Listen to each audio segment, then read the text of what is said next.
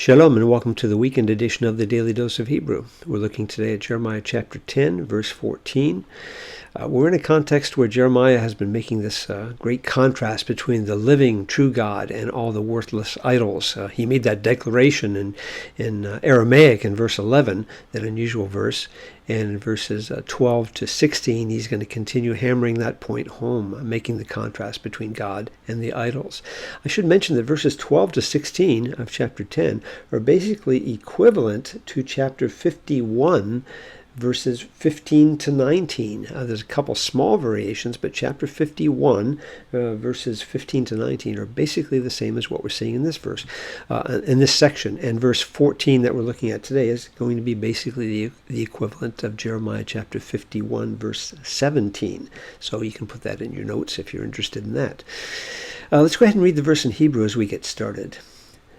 Niv ar kol adam mida'at hovish kol tzoref mipasel ki sheker nisko velo ruach bam.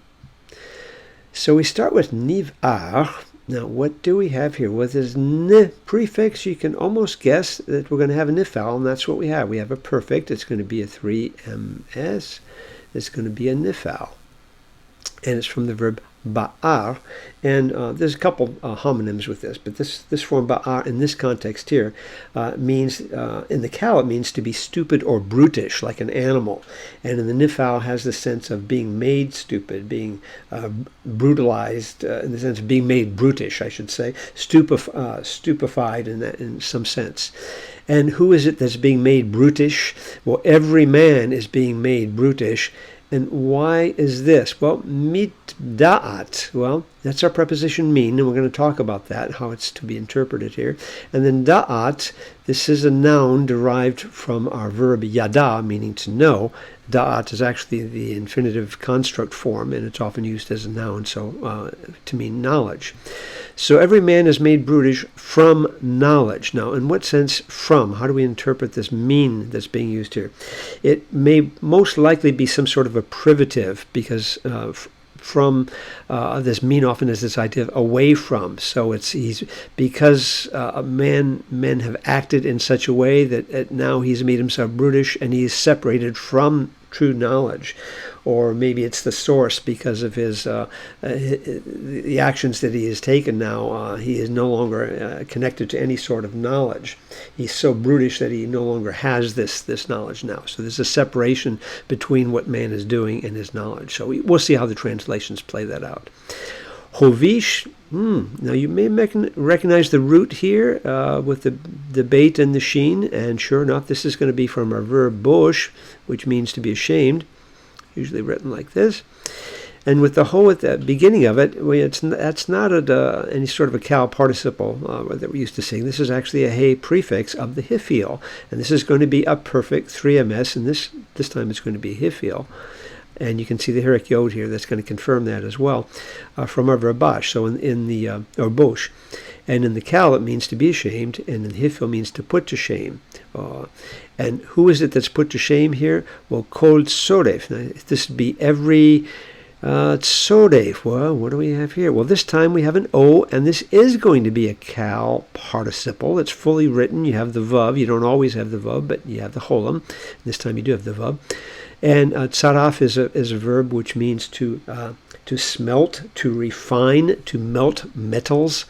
And so we would translate it as a refiner, perhaps a goldsmith or a silversmith. Let's call it a goldsmith in the context of these idols. So every goldsmith has been made ashamed from, now here's again the source of his being ashamed, from what?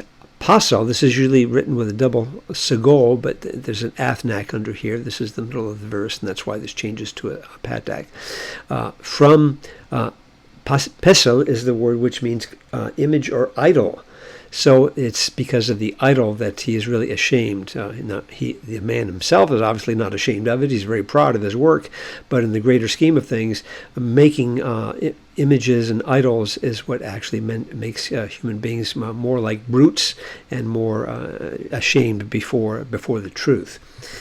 And why is this so? Well, because sheker, there's just our conjunction, and sheker is a favorite word of Jeremiah, which means lie or deception. Lie, nisko. Now this is a noun. Obviously we have a 3ms suffix on it here. And this is usually, again, a segelet, so you usually used to sing it with 2 segols, like that, and then the final would be a final calf, when the form you're familiar with. And that word usually means something that's poured out, so it's often translated as some sort of a drink offering or a libation. But in this context here, what's being poured out is molten metal, and so that nesek has this derivative meaning of a molten image, or an image that's not molten anymore. Now it's been shaped into an idol. So it's the equivalent of a pestle over here, because his molten image is a lie, it's a deception, and not ruach, which means breath or spirit, and in this context it means life breath. So breath, there is not in them, referring to the image or the molten image over here, because there's no breath in them. And that's why it's such a brutish, animal-like thing to worship these kinds of images, or a goldsmith that creates these kind of things, then bows down and worships them. What a foolish, foolish thing to be doing. Well, let's go ahead and hide our work there. Look at a couple translations. First of all, the old King James, and see what they do with it. Every man is brutish. I like that word that they use, in his knowledge. Now, that may not be the best translation of this min here, and we'll see way a couple other translations work with that. This doesn't make a lot of sense. That would have to be explained a little more. Brutish, from his knowledge, in his knowledge.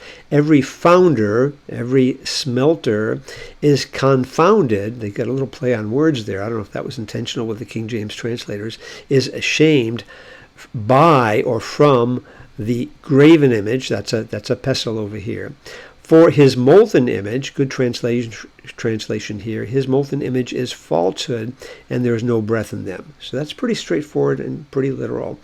Looking at the NIV, everyone is senseless, has become senseless, and without knowledge. Now, there you see this privative idea now being used with the min preposition up here. Every goldsmith is shamed by his idols. They've made it a plural. It's a singular over here, but it's a general context, general principle that they're talking about. The images, again, singular, but picking up the general principle. The images he makes are a fraud, for sheker. That's a good translation. They have no breath in them. And then just one more, in this case here, the New American Bible, the Catholic edition, the Revised edition. Everyone is too stupid to know. So they're making the min more of a comparative min. Now that's a possibility, too stupid to know. I'm not sure. I would lean a little more probably to the privative idea. But the same idea comes across in any case. Everyone is too stupid to know, to truly understand. Every artisan is put to shame by his idol, for a founder over here, artisan, for he has molded a fraud without breath of life.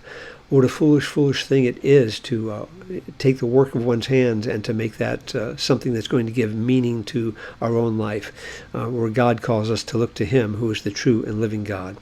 We'll check back with us soon as we continue working through chapter 10 in the weekend edition of the Daily Dose of Hebrew. Shalom.